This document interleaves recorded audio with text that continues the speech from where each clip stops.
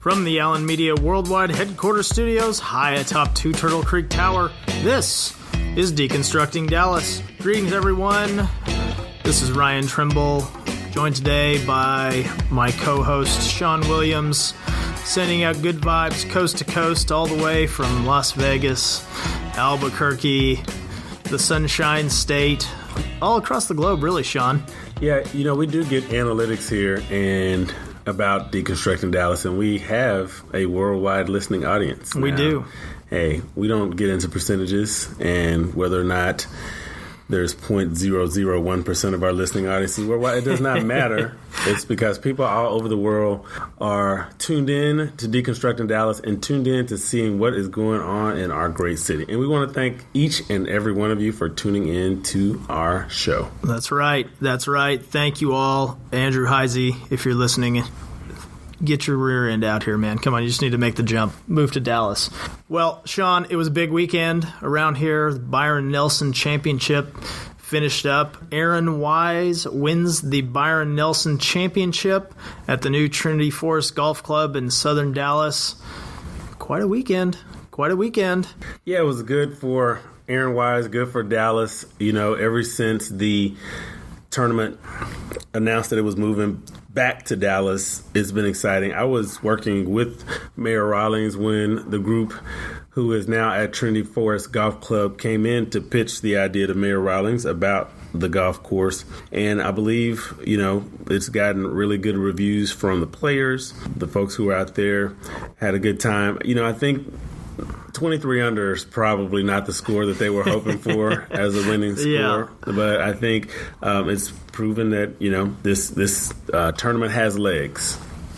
Yeah, well, glad that as Dallas guys, and no offense to our friends in Irving, Las Colinas, but it's good to have the Byron Nelson back in the city of Dallas and the city limits. So congratulations. And, Sean, it's also, here's your SMU tie-in for the day. It's also the new home course for the SMU golf teams.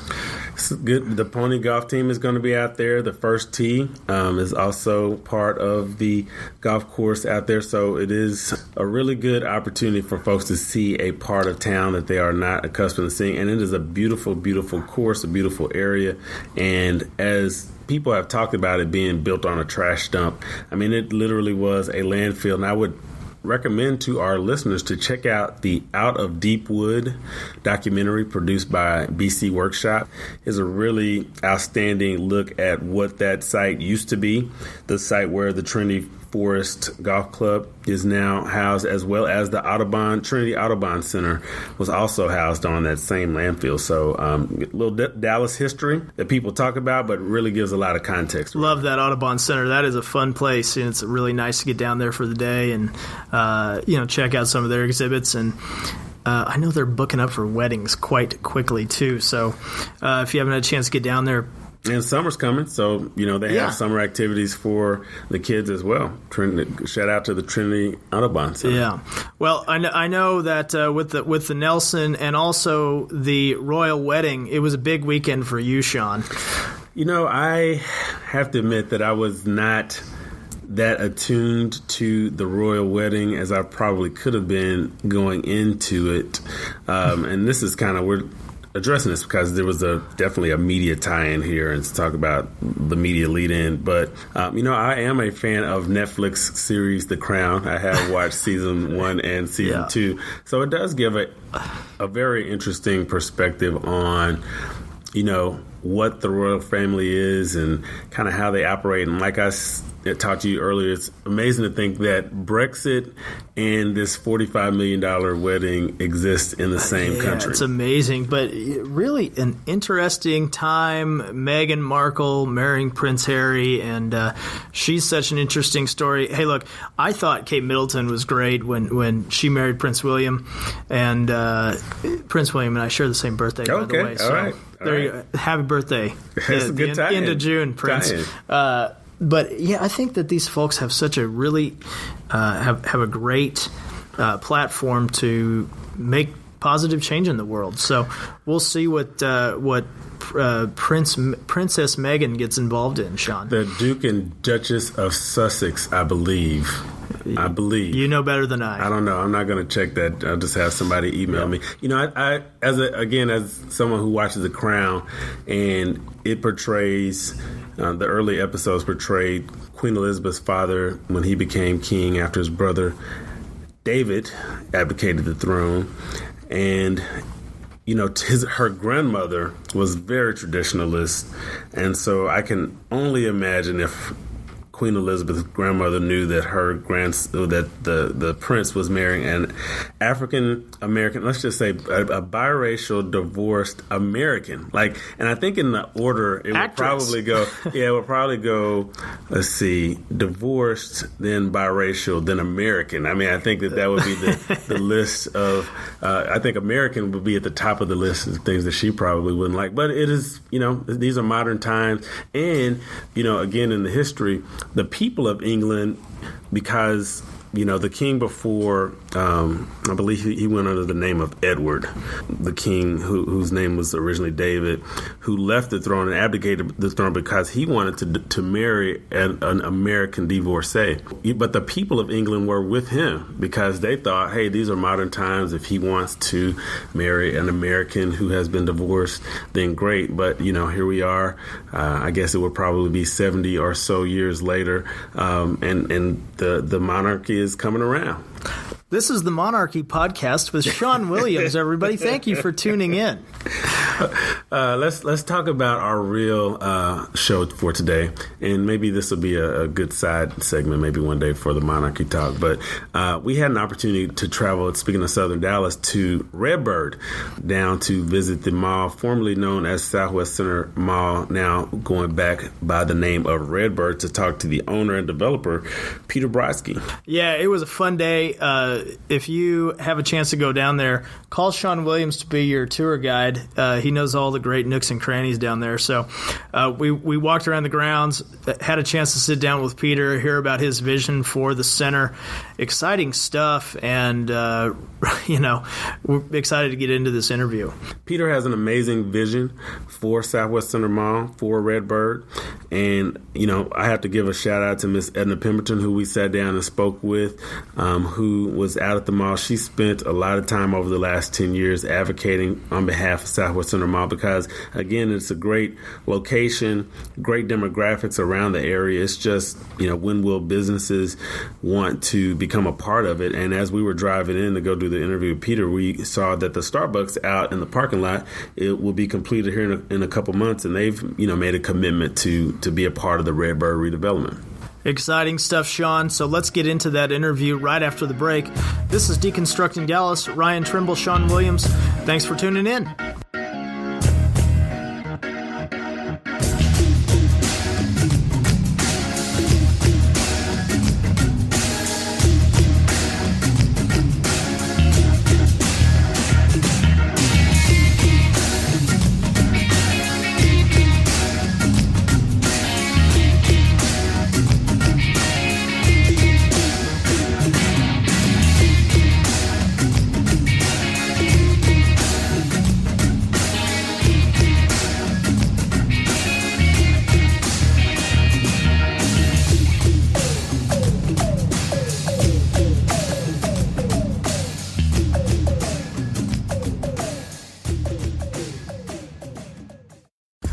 Hey, Shawn, that's a big stack of mail you got there on your desk. Yeah, I do, man. I got me a couple of new items, fresh in the mail today. Oh, well, do tell. What's in that one package right there? These are the new brush heads for my buck brush. Oh, buck brush, huh? Yeah, I don't know if you remember, but for $1, you can get new replacement heads for your buck brush. Many other companies charge $15 or more just to replace the heads on their toothbrushes. That's crazy talk. I am telling you, buck brush is the new revolution. It is the new way. The vibrations act like a timer. You have to get one for yourself, man, if you don't already have one. Well, where can I get my own buck brush, Shawn? Go to buckbrushco.com. Get your own buck brush. Again, Ryan, that is buckbrushco.com. Hey, man, join the revolution. Let's vibe together. Sounds like a plan.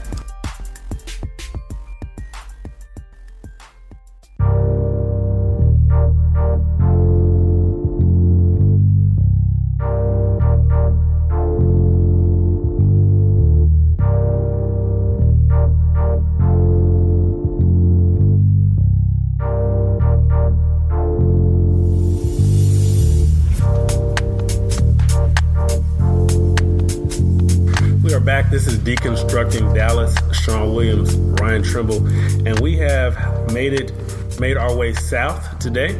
We have come all the way out to Rebirth Mall, a place that is very familiar to me because it reminds me of some of the great times of my youth, coming from Paris, Texas, to hang out at Rebirth Mall. And we are here with the owner and developer of Rebirth Mall, Peter Brodsky. Peter, welcome to Deconstructing Dallas. Thanks for having me. You know, I wanted to start out because there are a lot of people, and I did say we are Rebirth Mall because, you know, over the last number of years, Southwest Center Mall has been what people have called the place here on Camp Wisdom. But since you've gained ownership and are now developing this property, you've decided to go back to Rebirth. So before we even get to talking about what you're going to plan to do here and what you're doing here, can you talk about your decision to rebrand this as Rebirth? Sure. It was one of the first decisions that we made. So what's interesting is that this mall has been called Southwest Center Mall for almost as long as it was called Redbird. It was Redbird for 23 years, from 74 to 97. And it's been Southwest Center Mall now for over 20 years. But I have yet to meet a single person who calls it Southwest Center Mall. And I think the reason for that is that the whole reason for the rebranding really offended and alienated the community. The name of this neighborhood is Redbird. This was a place that people took a lot of pride in, and they liked the name.